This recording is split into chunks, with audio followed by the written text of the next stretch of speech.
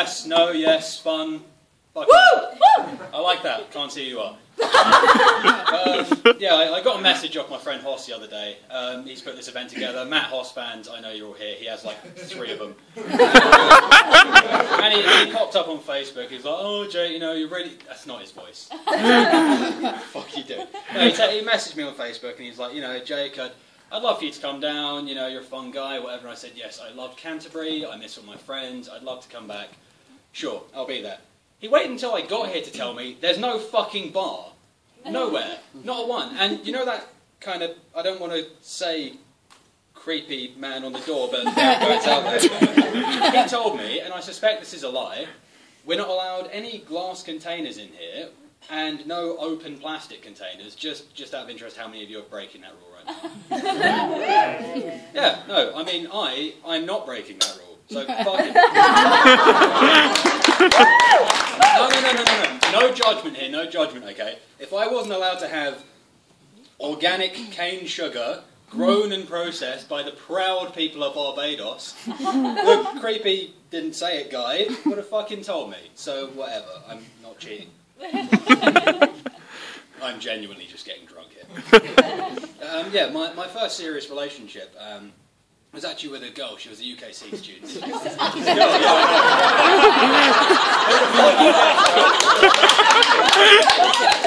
Thanks for laughing at that. Didn't even mean for that to happen. Yeah, a girl I know from UKC. This was 2009. I was about 18, 19.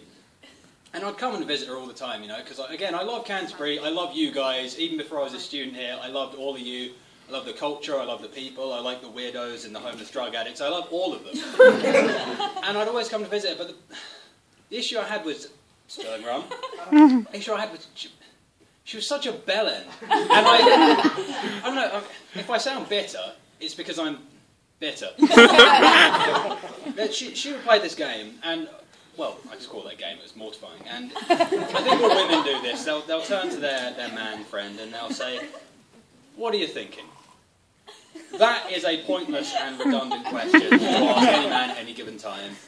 What are men and Harriet's mum thinking about? Honest answer. What are men thinking about all the time? Sex. Sex. See, that is a good answer. That is an educated answer. That is a clever answer. It is not the right answer. Let me explain. It's a bit difficult to think about sex when your girlfriend has a bigger beard than you do. 2 of them.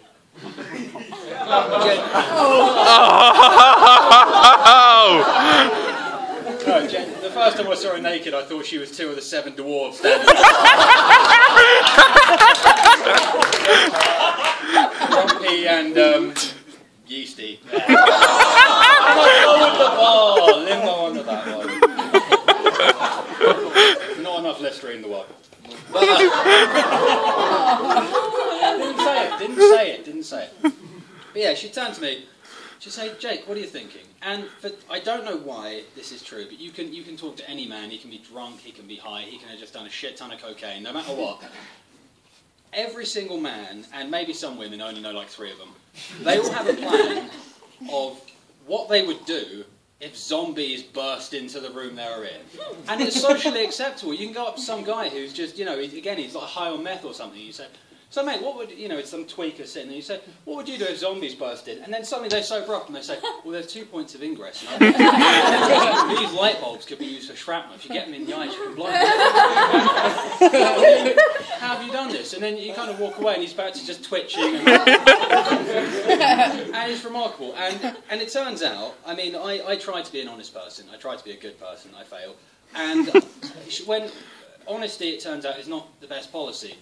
She'd turn to me and she'd say, "What are you thinking?" And the right answer is apparently not, "Well, I was wondering, after you get eaten alive by the hordes of the damned, how long could I survive on the canned food I haven't told you about that I've left in my cupboard?" Not the right answer, and depressingly a true story. And you know, this game kind of evolved. So I would have to say a nice memory that the 2 of us share, which there was like none. So everyone she fucking left.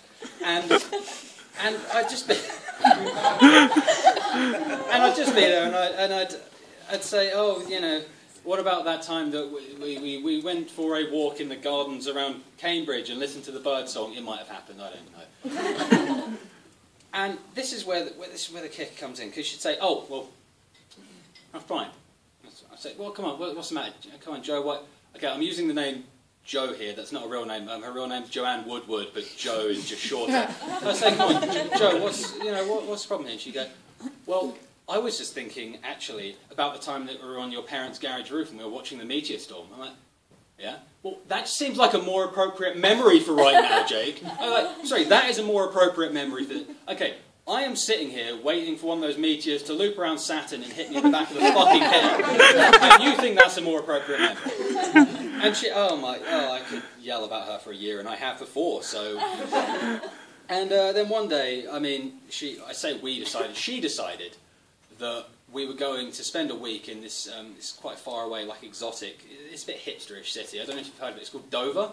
And she said, oh yeah, you can take us there or whatever. And then, I won't go into the logistics, but basically, we could catch a lift to Canterbury a week in advance, for free, obviously, which would mean, if I did that, I would have to spend 2 weeks with her. I don't know if there's any math students in, but 2 weeks is half a month. And I wasn't really willing to do that with her because guns are expensive. So I thought, I'll tell a white lie because I don't really want to hang around with her because she's a knob. And I said to her, well, I can't get a lift on the Saturday because I have a job interview on the Wednesday. And she's like, yeah, okay, that's really cool, that's cool. And she's like, I've got an idea. I think, oh, fuck. And she, yeah, I've got an idea. Since you'll be in town in your suit, then why don't we go out for dinner afterwards? And I was thinking, oh, this is fuck. Yeah, that sounds great, honey. I'd love to go for a meal with you in public where people see us. And and we end up, yeah. Well, I decide, okay, easy enough. She has to get the train to my town. So what I'll do is I'll put on my suit. I'll go to the place where the fake interview is, walk in the direction of the train station, and it will appear as I come for it, and I can say it was great. You know, that is super easy plan, right? And it gets to about 20 minutes before my interview or whatever. I live quite a way away, but I figure I can be late to it since the interviewer is a fictional person.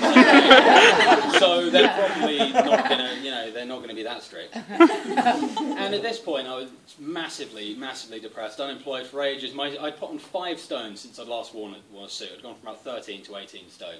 So I'm just kind of this blob. I had no muscle mass whatsoever. Trousers are undone to here, and I've had to take a piece of string and literally lash it together. I think it was like an old shoelace or something. And then fold my shirt over so she wouldn't notice. I put on this jacket and my arms are out here, and I'm just sort of, I just waddle up.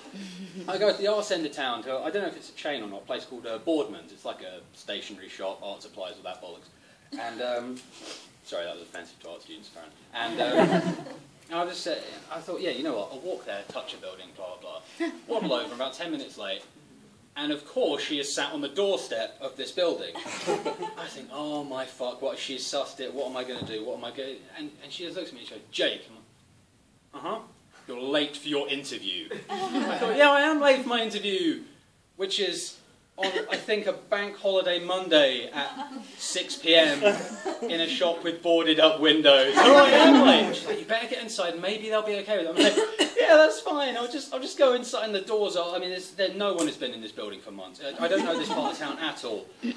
Doors are kind of barred, and I think, yeah, actually, they called me in advance, I was just making this all up on the spot, and they called me up in advance and said, come round the back exit. So I've gone, yeah, no, they said go around the back, and I just kind of wandered down a random alleyway. I'm in the middle of buttfuck nowhere. I have no clue what's going on. And I'm between the back of this obviously dilapidated building. There's a bank over here, the arse end of a Chinese takeout there. And I'm just crouching in this alleyway. I'm like, if she walks around this alleyway, she's going to see me. She's going to see me standing around. And I stepped up, and I did what any, normal, rational adult would do. And I hid behind a bin. I'm crouched. I'm not going to take the microphone stand off, but I'm crouched in an alleyway, kind of like I'm riding a horse, and my ankle is behind the wheel, and then I'm just sort of ducking it like this. I can't touch the bin because, I don't know what animal the Chinese place used, but it had fur. So I'm not touching that. And I'm just kind of bouncing. I think, right, I'll count down from 600, 599, 598, 3, 2, 1. There we go, and I just kind of emerge, and I walk out of this alleyway. how was the interview? I was like, no, it was terrific. It went really well. So funny. They were delayed and they apologised to me. Isn't that ironic if you don't know what irony means? She's like, yeah, that is great. That is, you know, when you didn't show up, I kind of thought that maybe, you know, maybe you were lying to get out and going away with me for 2 weeks. I was like, no. What kind of manipulative, creepy sociopath would make all that? No one could do that. I'm going to head off and drink a bit more. I'm Jake Kemble. Thank you so much.